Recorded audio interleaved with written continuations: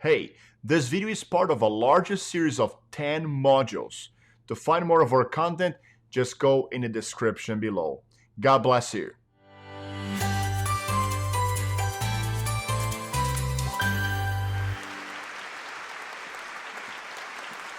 All right, so let's take a look at the three big myths about marriage we've been hearing all our lives long, and we're going to find out what is actually myth and what is a fact. So let's take a look here. I'm going to ask you some questions then, and I want to just test your knowledge, your experience when it comes to marriage and this sort of information.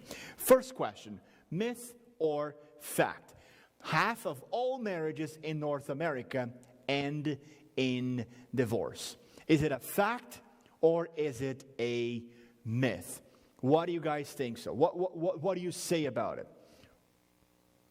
Well, as a matter of fact, we hear all the time that, half of all marriages in North America that end in divorce.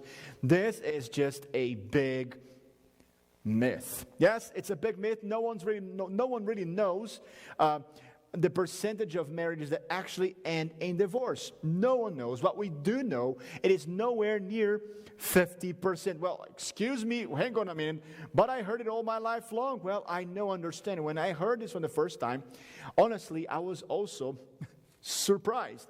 So, but here's the thing. Dr. Paul Amato, he's a professor at Pennsylvania State University. He's one of the leading voices when it comes to quality of marriage and divorce rates in this country. And many attribute to him the 50% divorce rate. But let me read it to you what he actually said about divorce rate. This is from the words of Dr. Paul Amato in the book, The Good News About Marriage by Shaunti Feldhahn. This is what he says. So, today we don't really know exactly what the projected rate is for marriages. Now, I want you guys to mind the word projected there, okay? It is going to be lower than a 45% divorce rate. How much lower is not clear. It might be 40%. It could maybe 35%. I don't know. So if people are thinking the first time they marry, I've got a 50-50 chance of staying married for the rest of my life, that is too pessimistic. Wow. Now, I want you guys to understand here that this is like one of the leading voices when it comes to marriage, quality of marriage, and divorce rates in the country. And Dr. Paul Amato, he is the one saying that, it is lower. It may be lower than 35%.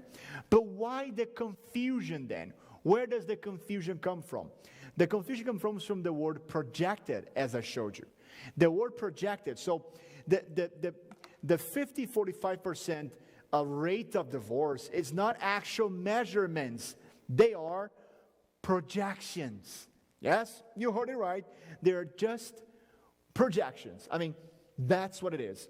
But somebody may be asking right now, but what difference does this make? I mean, really, what difference does it make? Well, I hope you understand this, that first of all, it gives hope to those who are about to give up. Many marriages right now, people are wondering, well, I've got a 50% chance, so I might just as well just give up. Why would I even bother trying? You don't need to do that. Because that's not true. That's just a projection. That's not the reality. But the second thing that this news can really bring is that it encourages those who don't even want to try. Today, more people are discouraged about getting married or confused about it. They don't even want to try. So you don't need to be afraid because the actual rate of divorce is nowhere near 50%. So that means that if you get married, you're going to look a little more carefully. There's a high chance you will be happy with your spouse for the rest of your life. If, of course, we make some things happen. But the idea that 50% of all marriages end in divorce is just not true. But most importantly, above everything we said here so far, is this, that if you go into a marriage thinking that your marriage is going to end in divorce, this is going to be a self-fulfilling prophecy. Oh yes, and self-fulfilling prophecies, when it comes to negative things, well, they most likely will become true. So, if now you understand that your chances are not 50-50, hopefully you can be encouraged to really start working your marriage and make both of you enjoy the rest of your lives and have your better days are yet to come. So that is this myth and fact number one. Let me ask you a second question now. Myth or fact? The divorce rate in the United States has been declining. Is it a myth or is it a fact? What do you think? Myth or fact? The U.S. divorce rate has been declining. Well, you know what? This is actually true. What? Hang on a minute. I always thought it was increasing. Well, no, it is not increasing. As a matter of fact, the divorce rate was, the peak of the divorce rate was back in 1981. Since 1981, the divorce rate has actually been declining in the United States, like steadily declining. Let me show you this here. According to the Institute of Family Studies, this was just published last year. This was published in I believe, November 2020. According to the Institute for Family Studies, the divorce rate just reached a new low in 2019. For every 1,000 marriages in 2019, only 14.9 ended in divorce. Wow. I don't know about you, but this is great news about marriage. This is really exciting to see that we know what? Things are not all doom and gloom. There are good things happening around us here. But maybe somebody's thinking in the back of their minds right now, hang on a minute. It makes perfect sense. Fewer people are getting married. Therefore, you're going to have fewer divorces. It makes perfect sense, and you are right. But here's where this thinking is wrong. We're not talking about actual number of divorces. We are talking about percentages of divorces. So the percentage remains the same regardless of the number. Let me give an example. If 15% of marriages ended in divorce, it doesn't matter if you had 100 marriages or 1,000. The percentage is still 15%. So yes, today we have probably fewer divorces because less people are getting married, and that's true, but it's not because less people are getting married. It's just because fewer and fewer people are getting divorced in North America. Again, this is great news for us because if you were thinking you're just going to become another statistic that, I got just a 50% chance, this is wrong. And you can be encouraged right now. There is hope for your marriage.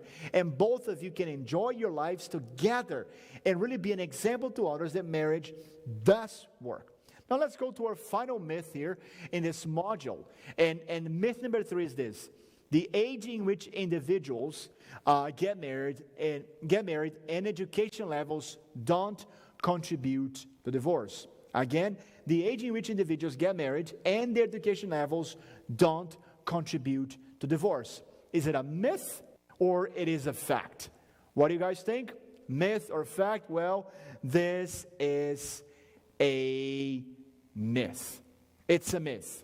As a matter of fact, the age in which you get married and the level of education does contribute to divorce. Here are the facts as found out by our researchers. Fact number 1, couples who marry in their mid-20s and later have a much greater chance of staying married. Individuals with a college education are far more likely to get married later and stay married. Fact number 3, first marriages appear to have a greater chance to last longer. And fact number 4, if the couple has been married for more than 5 years, they are far more likely to stay together. The infamous 7 years meltdown is not true. What do I mean by this? Well, there is this common knowledge that says, the seventh year is the year that most couples really get divorced. Well, that's not factual, actually. The fact is that most divorces take place before the 5th year of marriage. Now, so if you got married after your 25th birthday, you already have a college education, and you've been married for more than 5 years, your chances of working through this are really high, higher than the average. Now, what if this is not my case? Well, friends, what I want you to know is this. No, there is power in the name of Jesus to live a beautiful and joyful marriage, regardless of your circumstances. Maybe statistically, the statistics are not on your favor, but it's still Jesus Christ is on your favor. You don't need to be so caught up in the statistics right now and think, oh, no, I'm hopeless. No, no, no. Let me tell you this. Jesus can give hope to your marriage. When Hannah and I, we got married, we both did not have college degrees. We still had to pursue our college degrees. We were like, I was 26, she was 27. But we still had to go and pursue those things together.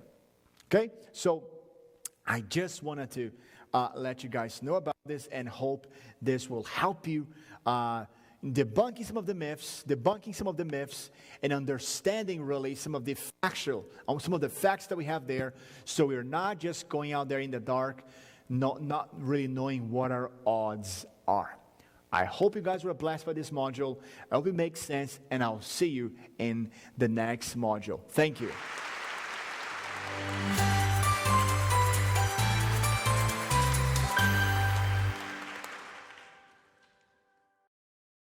Thank you for watching. We hope you got some value out of this. For more of our content, just go down in the description below and find the links.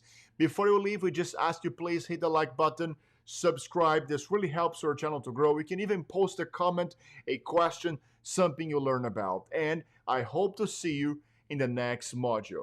God bless you.